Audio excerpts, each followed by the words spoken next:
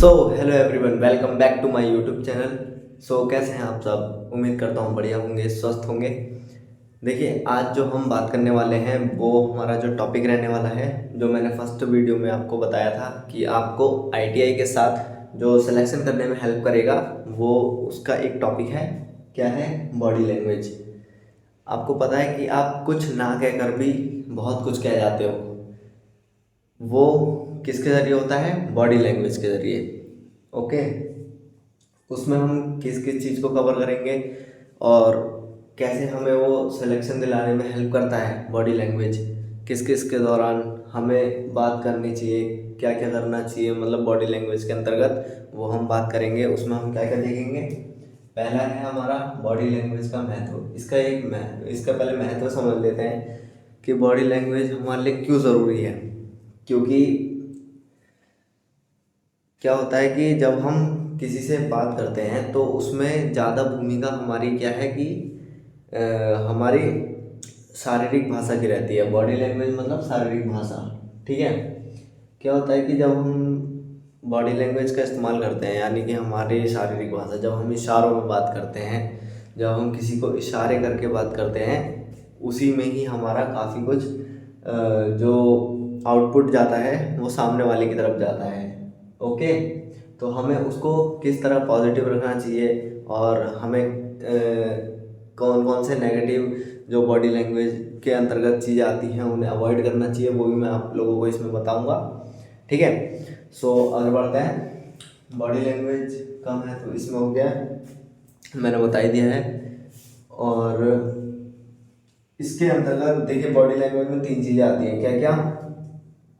आपका मतलब इनके कुछ परसेंटेज हैं, वो पहले देख लेते हैं। जो आपके वर्ड्स हैं, वो वर्ड्स जो यूज़ होते हैं, सबसे कम आपके वर्ड्स यूज़ होते हैं, वो होते हैं 7%। ओके, जो आपकी वॉइस ऑफ टोन होती है वो होती है आपकी 38% आपकी कन्वर्सेशन में बॉडी लैंग्वेज। और सबसे ज़्यादा बॉडी लैंग्वेज आपकी यूज़ होती है 55%। इसे मिलाकर बनता है आपका 100%। 100% बॉडी लैंग्वेज आपकी इस तरीके से बनती है। हम सोचते हैं ना कि हमारी जो बात होती है, हमारे शब्दों का ज़्यादा महत्व होता है, नहीं होता है। ज़्यादातर हमारी बॉडी लैंग्वेज का यूज़ होता है। अब जैसे पिछली वीडियो में मैं थोड़ा सा डाउन हो रहा था मेरा शरीर, बिकॉज उसका रीज़न ये था कि थोड़ा तबीयत थोड़ी गड़बड़ थी, इसलिए मैं उसमें बता नहीं पाया। और ऊपर से वो लेट नाइट मैंने शूट किया था, इसलिए थोड़ा नींद में भी हो गया मैं। ऐसी कोई बात नहीं थी बाकी, ठीक है। और ये हमारा हो गया है परसेंटेज, इसमें क्लियर हो गए। बॉडी लैंग्वेज में 55%, वर्ड हमारे 7% यूज़ होते हैं। वॉइस ऑफ टोन, जो टोन है हमारी, वो होती है 38%। और टोटल मिलाकर होता है हमारा 100%, ठीक है। अब हम बात करते हैं सेकंड वाले की, positive body language. Positive body language में हमारा आता है आपका eye contact, posture, smile, hand gesture. मतलब आई कांटेक्ट मतलब पॉजिटिव आई कांटेक्ट होना चाहिए आपका। कुछ टाइम के लिए देखा और कुछ टाइम के लिए हट गए, इस टाइप से। ना कि किसी इंसान को देखा और उससे बिल्कुल, मतलब उसे ऐसा घूरने जैसा फील नहीं होना चाहिए। उससे देख के बात भी करना है, उसकी आंखों में आंखें डाल के भी बात करनी है, लेकिन ज़्यादा देर तक नहीं, वो एक गलत इम्पैक्ट पैदा करेगी, ठीक है। और आता है हमारा पॉस्चर, मतलब कि हमारा जो शरीर है वो यूं नहीं होना चाहिए। मतलब कुछ होते ना शोल्डर, मतलब थोड़े से ऐसे हो जाते हैं, जी सर जी सर, ये नहीं होना चाहिए। रिलैक्स हो, उसके बाद आप बात करें तो ज़्यादा सही रहेगा। स्माइल, जब भी आप किसी से बात करें या कुछ भी आपको, जैसे मान लीजिए कुछ भी काम करवाना है, तो आप छोटी सी कोई स्माइल करके ही बात करें, ताकि सामने वाले के ऊपर ये इम्पैक्ट जाए। क्योंकि जब आप स्माइल करके बात करते हैं तो एक पॉजिटिविटी जाती है सामने वाले को कि रूडली नहीं है इंसान, मतलब खुश दिल का है, इस टाइप से कुछ, ठीक है। बाकी हैंड गेस्चर, अपने हाथों का जो इस्तेमाल है वो करना चाहिए ज़्यादातर, क्योंकि जो कि हाथों से आप ज़्यादा समझा पाएंगे। जैसे मैं जब बोलता हूँ तो मैं ज़्यादातर हाथों का इस्तेमाल करता हूँ, ताकि आपको ज़्यादा अच्छे से समझ में आए, इम्पैक्ट जो है एक अच्छा पड़ता है।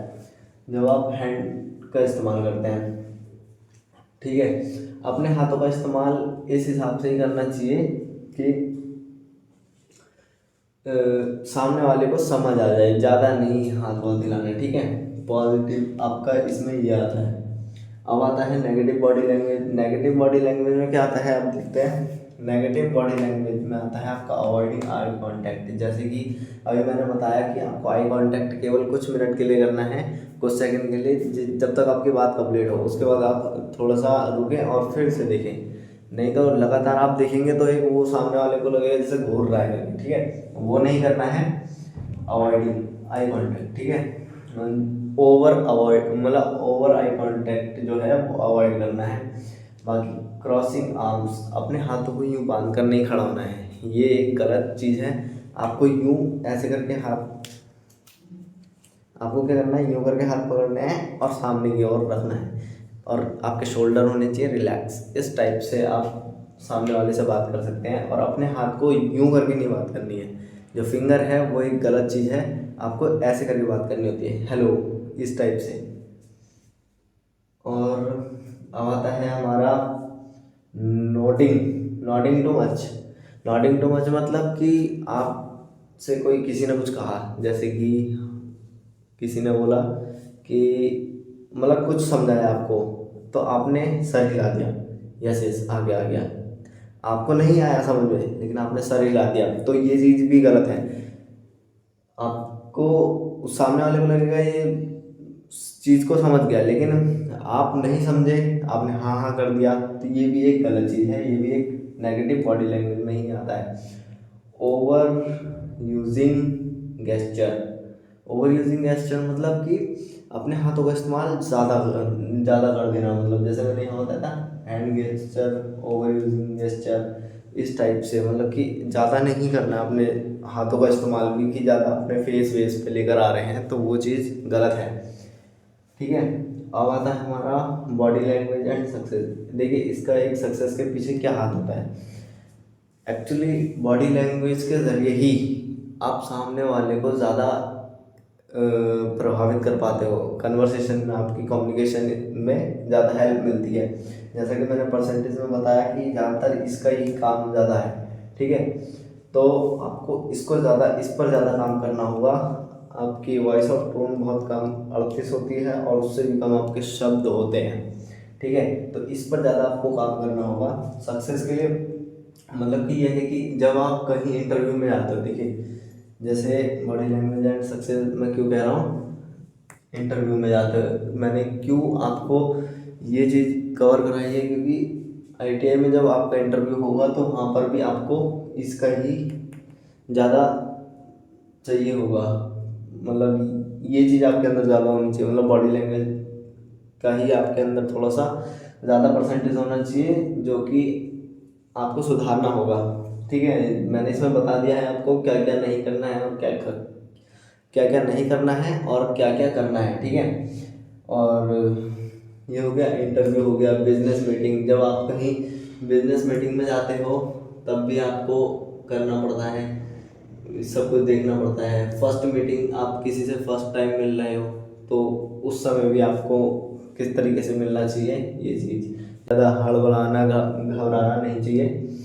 कंक्लूज़न ये है कि इसका जो कंक्लूज़न है, कंक्लूज़न में ज़्यादा कुछ नहीं है, बस ये है कि आपको इस पर काम करना चाहिए, क्योंकि बॉडी लैंग्वेज के ज़रिए ही आपको मतलब देखा जाता है, एकदम से जज किया जाता है। आपके चलने से आप एक प्रभाव छोड़ते हो, ठीक है, उसी से ही पता चल जाता है कि आप किस कैटेगरी में हो, मतलब किस कैटेगरी में आते हो, ये चीज़। ओके, सो उम्मीद है वीडियो आपको अच्छी लगी होगी, और अगर आप इसका स्क्रीनशॉट लेना चाहते हैं तो ले सकते हैं।